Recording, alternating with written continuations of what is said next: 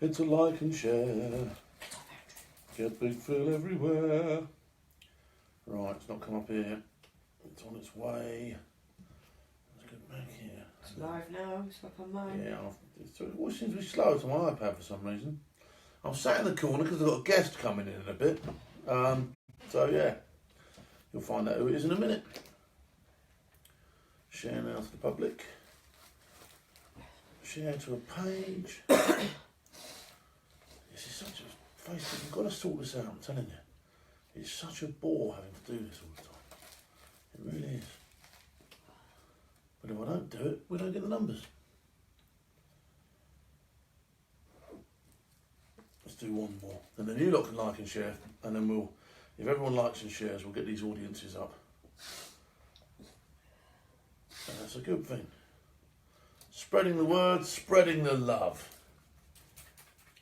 There we go. Okay, soft rep then. Let's cover what soft rep I've been looking at today quickly before we start the show. Then I've got a few happy birthdays. Then I've got a couple of announcements. And then hopefully by then my guest will have found somewhere to park his car and we'll be upstairs in the flat and ready to chat. And then I can introduce him properly.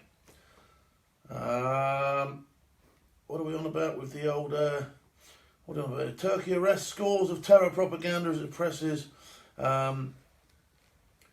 Lot of issues in Turkey. Like I say, this time last year, myself and Wendy just got back from Turkey and there'd been the shooting in the nightclub.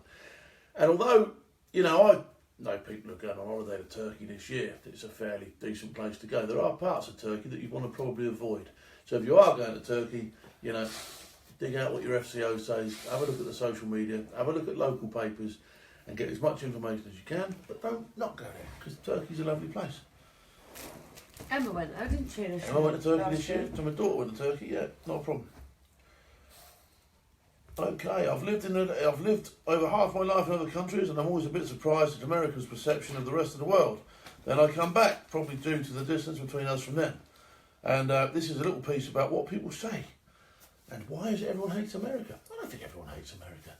I think Sadiq Khan hates America. I think he hates everybody, to be honest. I love America. Oh, I love America. Yeah, I'm alright with America. I like America. I'm going to go to America this year. I'll tell you how much I love you. There you go. So Phil doesn't hate you. And there was a piece on it there. There's been a lot of good news about the F-35 recently. The F-35 being a fighter plane. So have a butchers at that. That's a decent bit of kit. There's also a piece on the an Army Apache crashes. And the pilot and co-pilot very unfortunately were killed. That's a piece to read. Very sad piece to read, but it's still a piece to read. And then a few bits on Turkey. Picture of the day is quite a nice one. I'll let you have a look at that one yourselves. Nice an Arctic themed one. Chinese ban Muslim children from attending religious events over break. Going to be a controversial bit, that, isn't it? You need to have a look at it. Okay, that's enough on soft rep then. Don't forget soft rep TV. All sorts going on there. A decent thing to watch. And like I say, that's my front doorbell going. That's my guest coming. So, okay, what else have I got? So I've covered the old soft rep TV. We've had a look at that. Let me flick on up into here. Okay.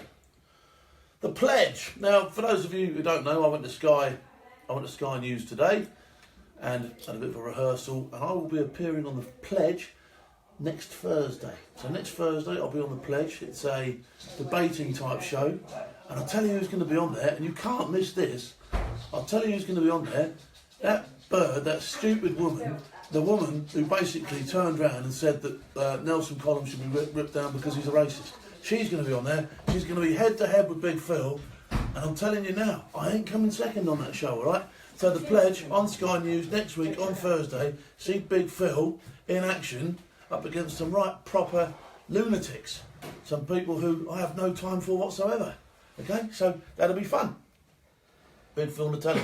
Okay, I had a guy called Colin. His Facebook name's just Colin Paras. Okay, and he sent me a little bit, and I'm going to read this. Okay, it's about a charity, and I like to promote all sorts of charities, but when I see a charity or hear about a charity getting it wrong, I like to also promote that as well, to be honest, because I don't like to see people taking the piss. And this one does appear to take the piss a little bit, okay? So I'm gonna let you make your own mind up about it. I'm gonna do some research on it. Before I do that, quickly, there is the Magookin of the day. A quick Magookin with me and Donald Trump. We're hairstyled thing. I'll be posting that later on my site. Okay, let's have a butchers. Where are we? Quite a disturbing piece, actually. Anyway, so he sent me this. It's about a charity, and they are called the Forces Support Charity. And they've got various shops up and down the country, and I think the store that he was in particular having a look at was in Liverpool. But they sell wristbands, they do all this, that and the other. And on the surface, it all appears to be that they've got the squaddies and the veterans' intent, you know, and backs. But he's had a deeper look into it. And it might not all seem how it might first appear. Thank you, Phil. Let me have a quick butcher's at what he says about them, okay? I'm gonna do my own look into these people, but I do, and I've verified some of this stuff. Forces support does not help any forces families who have served before the year 2000, nor does it help families who have lost loved ones in operations outside of Iraq and Afghanistan. Now, that for me is ambiguous in the first place. I do, I prefer that some charities did include all veterans, because it's not just Iraq and Afghanistan. You know, we've had people in Bosnia, we've had people in Iraq, sorry, not in Iraq, we've had people in Africa, we've had people all over the world, we've had people in operations in this country, Northern Ireland, etc. Okay, so it is possible that people could have been damaged elsewhere, all right, and to just sort of like exclude people, Help for Heroes do it as well, I believe, and it's not a good thing, it's not a good look. In 2016, they raised 2.6 million and used just over 300k, that's expenses included, on charity work, approximately 12% to 13% of their net takings on charitable activity. 300k is not to be sniffed at. 2.6 million is a lot of money, and, I think the argument here is that you could probably find a little bit more into the charity bin than what they're actually putting. Forces Support main charity work is donating steel remembrance benches, a steel company owned by the same man as who owns the charity. Now it starts getting a bit dodgy. All right, so the geezer that owns the charity also just happens to own the steel company that makes the benches for these memorials. Okay, each bench donated extracts hundreds of pounds from the charity and obviously goes straight back to the CEO. So he's created his own little revenue loop. Okay, that's a bit naughty, isn't it? Yeah, come on, let's be fair. That is a bit naughty. All right, okay. Spanning about a loophole designed for maximum profit to the CEO, sending all of the 12% charity giving back to the CEO himself. That is a bit cheeky, isn't it? All right, that is definitely that is probably cheeky. All right, that's not good. Forces Support main charity work is donating. Right, we've covered that. Number 4, the limited company used rent and rate free charity shops to collect items donated by you, the public, our forces. Yet somehow managed to, in 2016, to set up approximately 88% of the net income on costs, wages and administration, with only 12% spent on charity. Now, if you're getting your rent for free, your rates for free, all right, it doesn't take the brains of an archbishop to work out. You ain't got a lot else to pay for. There's a bit of admin fee, there's a bit of, there's an accountant to be paid and all that sort of stuff, but this stuff doesn't come for loads and loads, and nor do your staff. So it's obviously going somewhere. Forces Support sell wristbands and collect cash donations in stores just like any other charity, but approximately just 12% of the funds is used on charity activity. This is an extremely unacceptable amount. Okay, I can deal with it. The founder even employed his son as a charity trustee when he had recently just got out of prison in 2015. But owner and trustee have no connection with the armed forces, so why set up a military charity? I personally, I'm a bit sort of like on the fence with that one. I don't think you need to be military to set up a military charity. Forces Support have never and refused to help any homeless ex-forces. Now, I do have an issue with that. If you're proposing to help everybody, you've got to help everybody, all right? Forces Support do not help ex-forces suffering with physical injuries or mental illnesses. And in 2016, the net income increased by 100%, and the CEO's wages and expenses increased by just over 90%. But the charity spending almost halved from 20% to 12% of the annual net income. Now, this is where I start having an issue as well. The CEO paid a professional reputation company called Awards Intelligence, $19,900 VAT donated money to a Queen's Business Innovation Award. There seems to be money being lost to all these other sort of like yockers, and the charity aspect. You don't need to bring people in for that sort of stuff. You really don't. The tactics used by the CEO and abusive reports from the bereaved families have included forced games, skill raffle ticket selling. So they're up to all sorts. We know of 3 former employees who were sacked for asking the director questions on the charity setup. What was interesting, which is the bit I want to come to, is the CEO, for some reason, pays himself 70 odd grand a year. Is it really worth that? 70 grand a year, that's a lot of money. That is a lot of money, all right? So, like I say, I said I'd mention it tonight. I'm going to look into this a little bit further myself and see what is going on. I'll tell you what, if they'll have me round for tea, I'll go and meet them as well. How about that? All right. So, if you're part of this charity, come on, let me come and have a butcher's. Let me come and have a word with you. Let me come and see what you're doing. You can have your say then, and then it's not all one-way traffic, is it? You can put your case out to the people, and then they can be the judge, can't they? All right. So, like I say, but at the moment it looks like you're being a bit cheeky. It looks like you're taking the piss a bit. It looks like you're taking far too much money out of the system. And this bit where you're sort of like providing the gear and people pay for it, that's a bit naughty. That's a bit well out of order. Okay, so there you go. So I've covered that. All right, Colin, not a problem. So I've done that. I've shown you the Magookin. Bob Curry, not really, no real change on Bob Curry's situation today. Although, like I say, I'm hoping to get a link to you soon where you can make donations or whatever it is. We're just trying to find out what the official route is on that, so that we don't have stuff going all over the place, and then people start saying, "Well, where did that go? What happened to this? Where did you know the score?" I've just been banging on about it for 15 fucking minutes, haven't I? Jesus. Right, okay. Before I do anything else, I'm going to introduce you my guest tonight, who's a very good friend of mine. He's probably, in my opinion, and in a lot of professionals' opinion, the number one man with dogs in the UK, without shadow of a doubt. Okay, he does some tremendous thing with dogs. He ain't managed to do fuck all with Andrew, though, I've got to tell you that, right? Andrew's untrainable. He's a complete and utter CUNT. All right, so without further ado, let me introduce you to my good friend and buddy, Danny Lyons. Audience applause and that sort of stuff. He's got a brew, and here he is. All right, so here you are. You're all right, yeah, good on you, mate. In you come. So, that's perfect. Danny, we're in. We're in like Flint. So he's my first guest of the year. Danny, just let people know what you do and who you are and all that sort of stuff. I'm the director of Britannia Canine Security Limited and Britannia Canine Training. We do close protection and train dogs for various forces, governments, Middle East, local people, personal protection, all sorts of stuff. You've done some real hard stuff, haven't you? Danny, tell us a little bit about the... You've done all the Olympics and all that stuff, didn't you? That was a huge deal, that wasn't it? That wasn't like messing around. I was on the Olympics for... That wasn't one dog that a sort of like bean can, was it? Do you know what I mean? we had 38 dogs patrolling and doing explosive search and drug search per day, per shift. So we had about 70 to 80 dogs a day working. And presumably there was other agencies involved with that, so you must have had some exposure to SF and all that sort of stuff over there. Yeah, we've worked with the SAS directly. They've done a mock extraction of the Munich disaster to make sure it didn't go wrong on the 2012 Olympics, so they locked it down for 3 days. Worked alongside the teams. I was there for about 8 years, on and off. That's a long time. 9 years. So, I was the first man ever on the Olympics. The Olympics didn't. I mean, the Olympics only took however long to play the games themselves, and you were there for 8 years. I've done the demolition, the remediation. So you were there after the games finished as well. You carried on all the way through. I was the bodyguard for the gold medalists on the. Any close ones you can tell us about? Anything found? Anything a bit dodgy? Anything that didn't really make it into the mainstream that you lots of ordnance found. On World War II type ordnance loads stuff, of it, daily. The MOD would come in every day, and these dogs are sniffing it out, aren't they? No, a lot of that was through machinery, digging it up. Oh, was it really? Yeah, okay. Because obviously the East End was bombed a lot during the Second World War. But we've found a lot of things really. Found more drugs really on people working there than anything else. But we was lucky really. We was fortunate that the strategy and the plan and the logistics that went into the 2012 Olympics really paid off. The SF were quite involved heavily on external patrols and undercover work. I don't know if I can say that, but it's done there, it's done and dusted.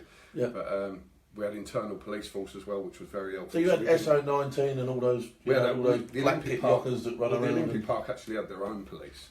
Right. We actually had our own medics, our own hospital. And they were proper tooled up, were they? Yeah, all the time. Yeah, we could call them at any time. But yeah, we've done all the patrol dogs there. We've had a lot of encounters because the Olympics is in 4 boroughs, so it's 12 kilometres in 4 boroughs in London. So you had all different gangs to deal with.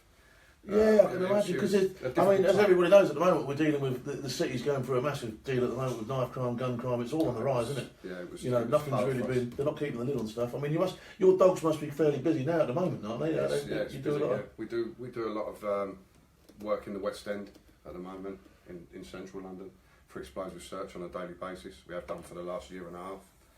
Finding much? We've had a few false alarms and things like that. Great deterrent though. Great deterrent for anybody who's thinking about bringing anything in. They see the dogs that are we need that, don't we? Let's face it, in this day and age, we need the terrorism the way it is now. We need more visual deterrent, more police presence, more military presence, 100%. So, other than Andrew, I'll get myself an half decent dog. And what are the sort of like best breeds? Is there a best breed for different jobs? The spaniels and the labs for the narcotics and The sniffing type explosive work. dogs. Yeah. They'll sniff anything, like specialist money. work. whatever. Money, drugs, Yeah. everything. Tobacco dogs. I used to do the parks. I was a parks police officer on all of this area, right up to Hertfordshire and all the way down to the docks in London, really. And we used to have a lot of tobacco dogs as well working.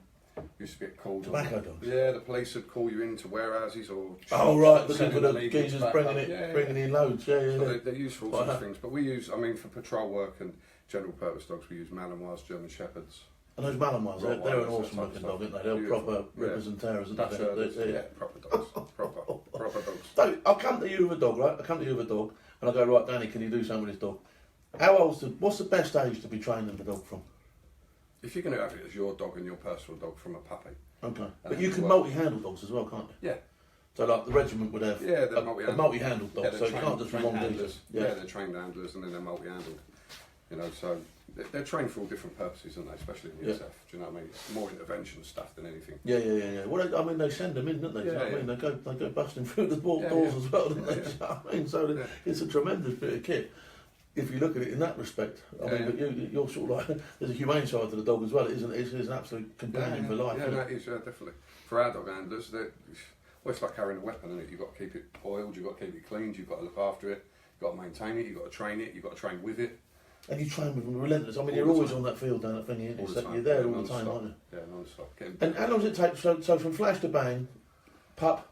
How long does it take before you could deploy a dog on, say, a pucker all singing, all dancing raid? Well, the security age for this, like if I'm examining somebody and giving someone a certificate, it's over 14 months. Right. Okay. So over 14 months is when we kind of issue them a certificate and say you can go to work. Can you turn Danny's sound up, please? Someone said. Danny's sound up. It just feels loud. I'll have to shout. Danny's a passive geezer. Passive. We don't say a lot. We've got some clout on him, not to So you've got 14-month-old dog. Yeah. And you do these competitions as well, don't you? And how do Brit dogs rate? Like I see the Dutch geezer down there last time. How do Brit dogs rate around the globe?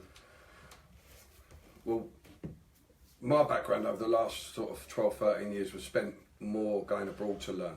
I'm not saying that there's nothing good in this country, but the general stuff that we've took is from abroad. Okay. Like if you go, the SAS goes abroad, they will teach all around the world to different forces. So we have to kind of do the same thing out there. We've got to grab their knowledge and bring it here. Yeah. The Dutch, the Germans, the Belgium, you know what I mean? So we kind of go to the motherland to get our training. What about the Yanks? What are they like with dogs? The Yanks are doing all right. They go a lot to Holland. They buy a lot of dogs that are PH1 dogs, what we call them. Okay, because Holland, everyone seems to be gravitating towards Holland for dogs for some reason. Because the KMPV system, don't ask me to say what KMPV means because it's Dutch, but I'm the second man ever to do a PH1 qualification in Great Britain, which I've done last year, as you know, in October. Yeah. Which is an achievement enough, isn't it, really? Yeah, it's the difficult thing. I mean, it's searching, it's obedience, it's bite work, it's loads of things, cycling. So I've done that qualification, but most of the dogs that qualify PH1 then get sold to America. The American forces buy predominantly most of the Dutch dogs. Okay. Be it military or police. So if a young person in this country wanted to get into dog work, do they just buy a dog, rock up, get it trained, or is there more to it? You need to do some research, obviously. Do you need to get some certificates behind you? They need an SIA badge. Is there a dog handling SIA badge now? Okay, no, because they might be working on licensed premises or as a security guard somewhere, even if they're guarding the building site, they've still got to have a badge. Okay. So and the minimum one is the security guard. Security guard. Yeah. So we need the security guard badge, and then they come to us and they do a 60-hour NASDO course, which is the National Association of Security Dog Users. So they do 60 hours training with us. They get certificated with their dog, and they're out. So you wouldn't advocate anybody trying to train their own dog? Do you know what I mean? We don't advise it. No, I mean, I've seen you work with the dog, so I know what it's about. Do you know what I mean? I mean, you are the security world's dog whisperer. It generally creates problems if they start doing it themselves. Okay. Because obviously there must be procedures, and when you're handing these incidents over to the police and that, you know how to handle an incident over. The reporting process for us is massive because at the end of the day we're civvies. So as a civilian, you've got to justify your rules of engagement. And the dog's right of engagement as well. You can't just go around biting Can't go people. around biting people. Yeah, it's an offensive weapon really if you choose wrongly. So it's got to be justified. It's got to be reasonable force. You've got to be able to know the law. You've got to be able to understand it. The Dangerous Dogs Act, the Guard Dogs Act. There's a lot to it, apart from walking around with a dog. So. Okay, so right, dog aside, let's talk. If Danny ain't got his dog, he's also a weapon because he does his hungar stuff. As we've seen before when we went up to he's a weapon! Danny's a weapon! People are already asking about the rabbi on it. Right, so yeah, come on. Update us on the rabbi, mate, because I am going to come back down. I'm going to do some more stuff with the rabbi because he is one nails man. I saw the rabbi last week. The rabbi's doing great. Jim's doing great. Everyone's doing great down there. Jim for me was... I was doing some control and restraint training for a guy called Rob Poyton, who does Russian SteemIt, which is the Spetsnaz type unarmed combat. Yeah, hoochie coochie. So he's an instructor for that, goes to Russia all the time, comes back. He asked me to teach in his class, so I started teaching in his class, and then I was looking for more of a spiritual journey in martial arts, so that's how Hungar come about, and the Shaolin and all that sort of stuff. So that's what I am. Serious stuff, innit? Proper serious stuff, innit? I'd also been 3 different black belts in 3 different martial arts. I'm a 4th dan in jiu-jitsu. And really, it was just a way for me. It was a more spiritual way for me. You know, it's like we get a bit aggressive now. I know, mate. I like. So we have to try. Absolutely, man. I mean, my boxing does that for me. I get down the boxing gym. Out, yeah. You know, but how many man hours do you think you put into look? Because you are proficient at these martial arts. You're not fucking around with it. You're not just doing it. I'm still learning. I'm still learning. Well, I think you learn for the rest of your life. I mean, you're always learning, aren't you? But even Jim says he's still learning. Hours, I wouldn't even know. You try and put in like 3 times a week for maybe 25 years.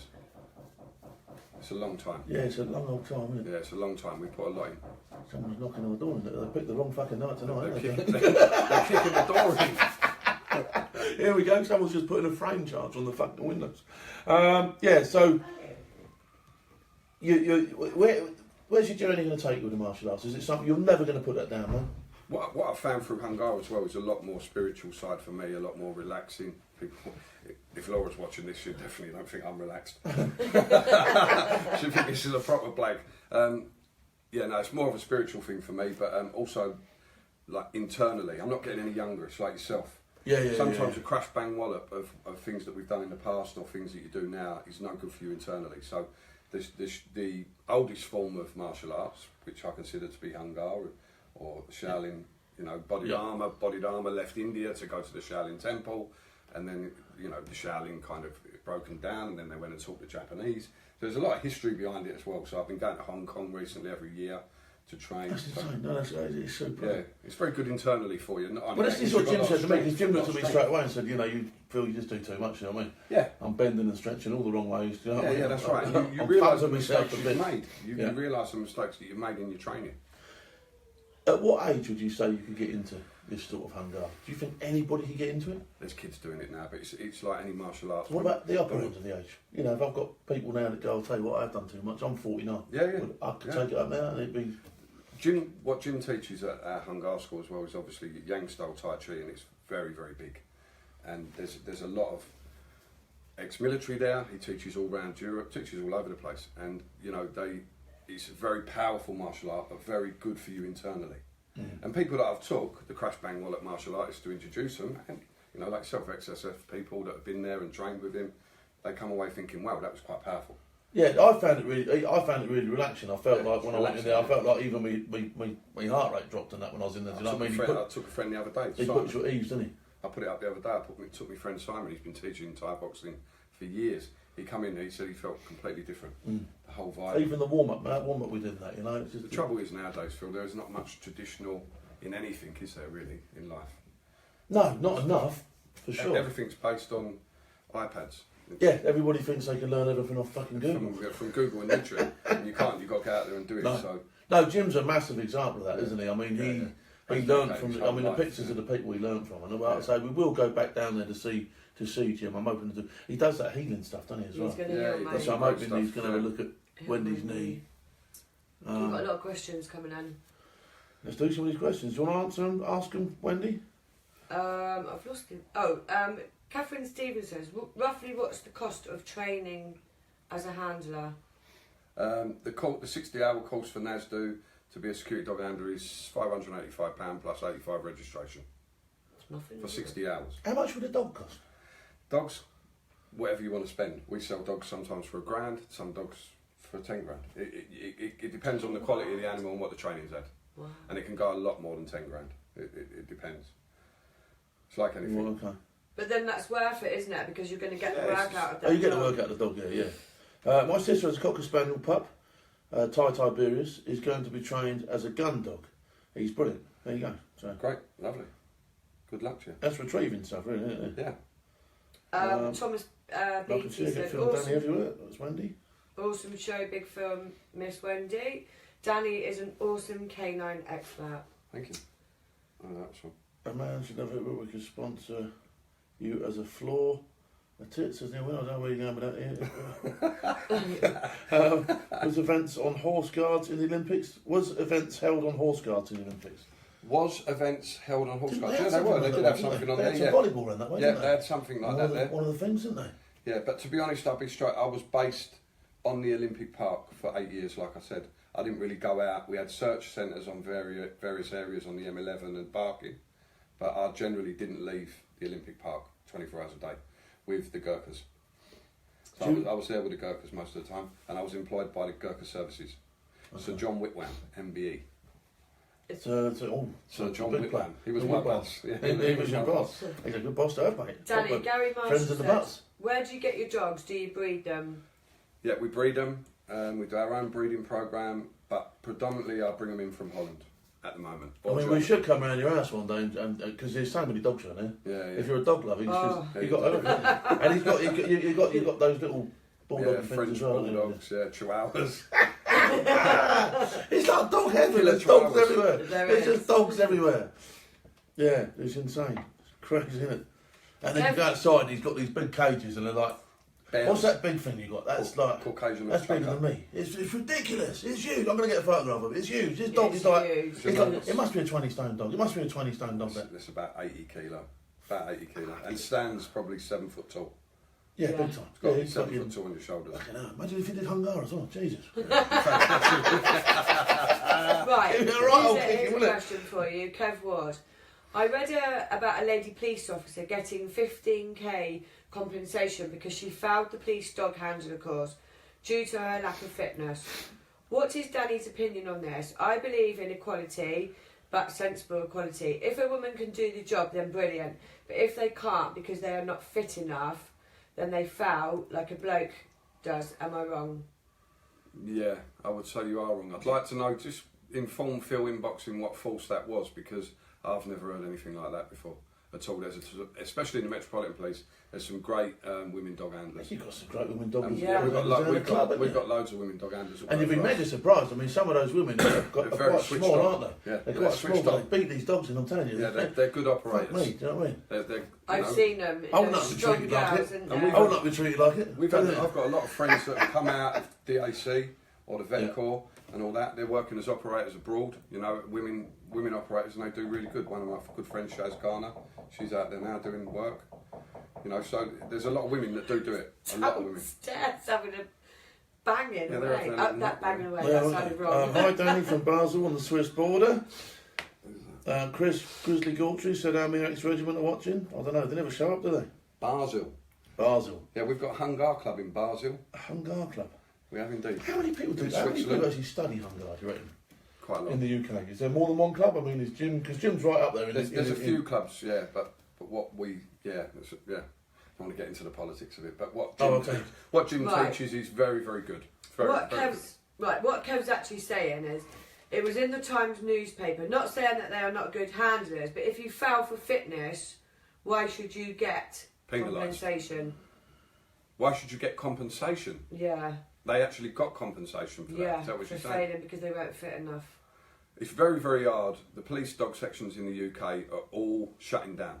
Right, okay. Gradually, like everything in the police, it's all... Forces are amalgamating, forces are disbanding.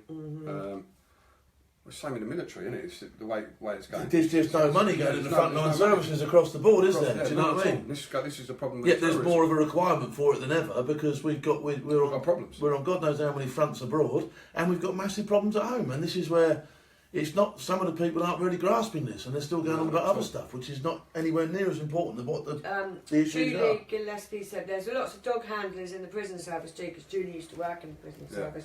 You train any of them?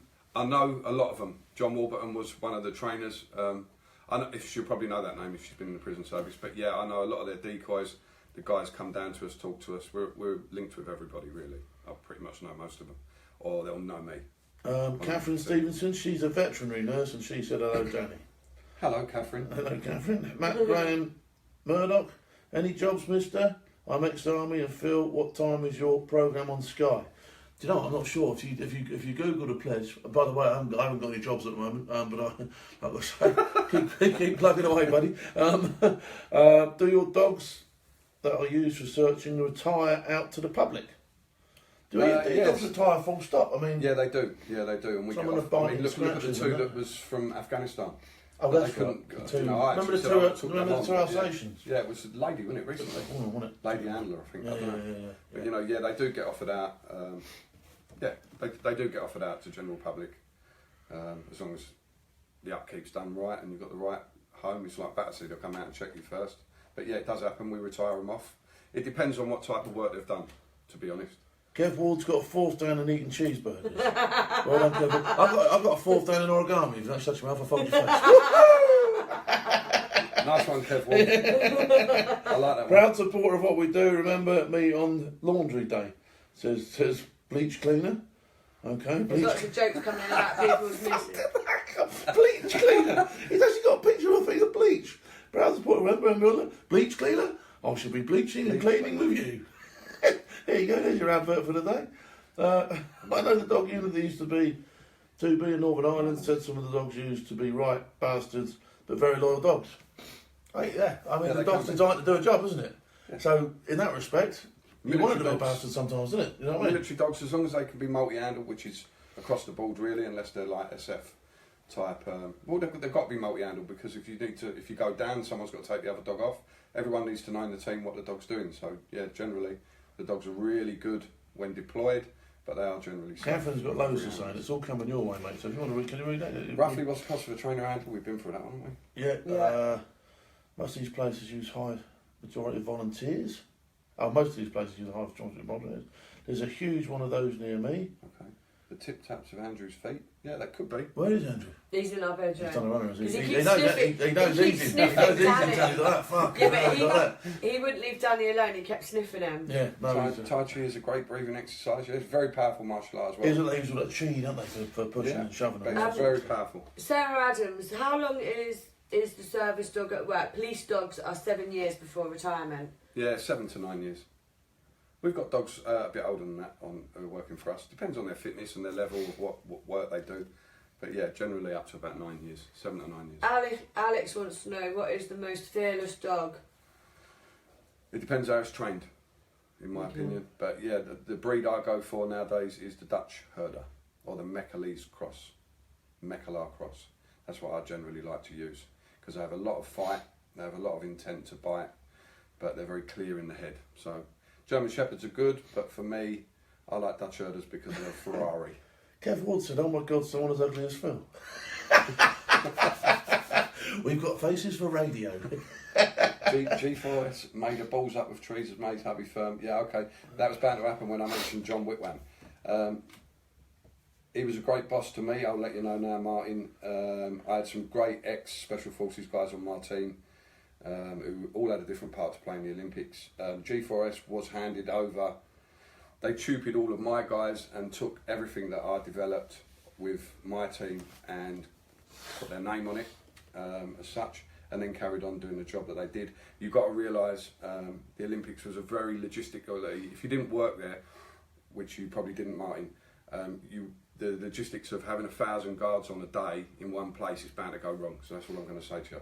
That is a difficult task for anyone to do. It doesn't matter how many officers, men, NCOs you have on the ground. That's hard work. When I had that company years ago, we used to do a few of the searches at Twickenham and that, you know what I mean? And that was like 40 or 50 people. And it was just 1,000 insane. people It a was day. like people wouldn't turn up, you put them some. We did Glastonbury that time, I did the festivals, didn't I?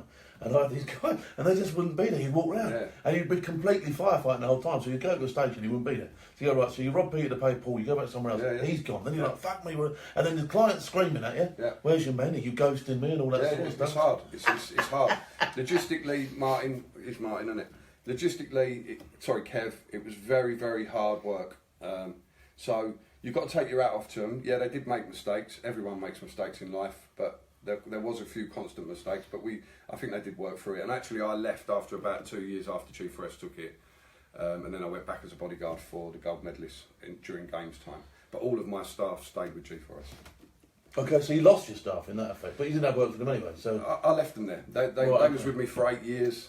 They grew up on the park. You know, they saw it build. They saw it, the fireworks go. So they deserved to stay there. For my personal reasons, I decided to break off and start again. And then when it all finished, they all come to me. So it was kind of a nice thing. I just kept them all in work. We've got a lot of jokes coming in about people's ex-misses. Can you train them? People have looked at Papa Charlie as well. For Yeah. those of you who didn't see it earlier, I did a wind-up call. Well, they called me and were trying to offer me all sorts. And the woman was trying to get my name out of me, and she says, just to confirm, your name is Papa. I said, no, it's Philip. And then she was trying to do my second name and go, it's Charlie. I goes, no, I'm not Charlie. So, yeah. It was had to be their moment for that. Yeah, you had to be there. But you can be there if you look on Facebook, because I've put it on my page for you. There you go. You get to stare at me tip while listening to it as well, because it was sort of like the phone was in a funny angle. Who's Philip Butterworth? Danny, oh. I don't know. Yeah, Philip's great. He's on here every night, and we even go up when we go up to what was it? He said, He did say a question a minute ago.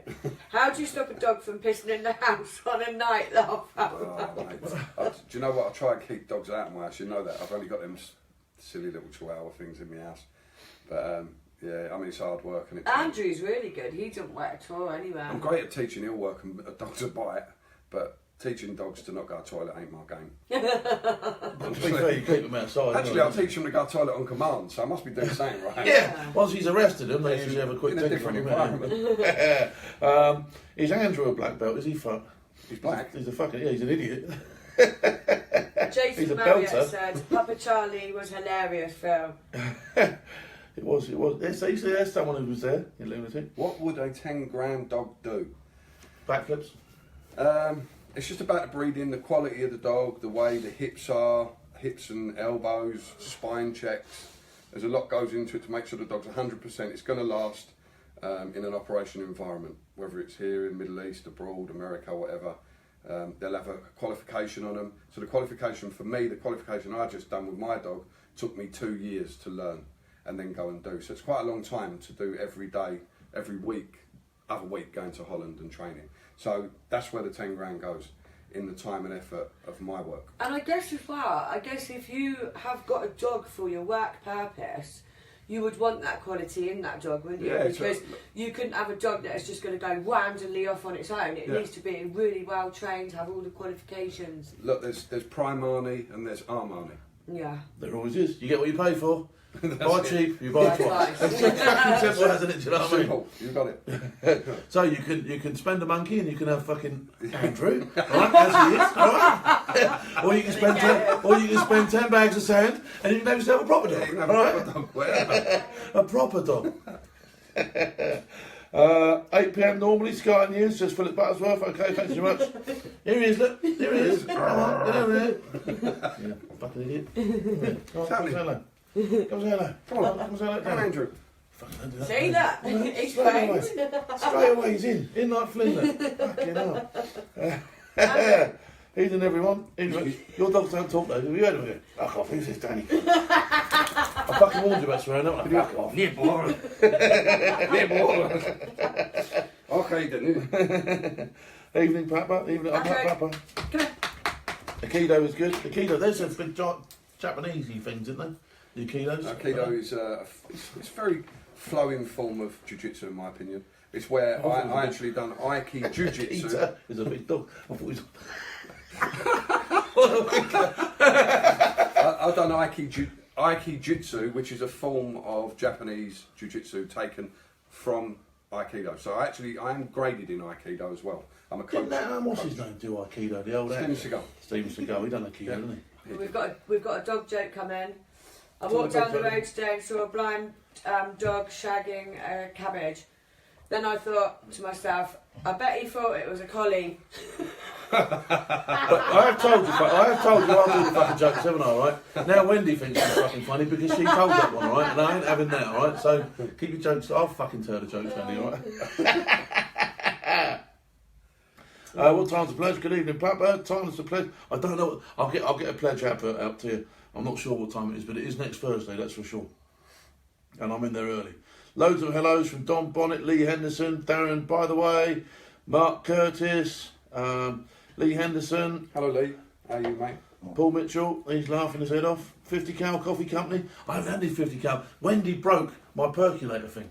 And she hasn't- Percolator? Well, what's it called? Not a Cafetiere. percolator, a cafetiere, whatever it's called. You know what you tip the thing in, you put your thing down with the old plunger.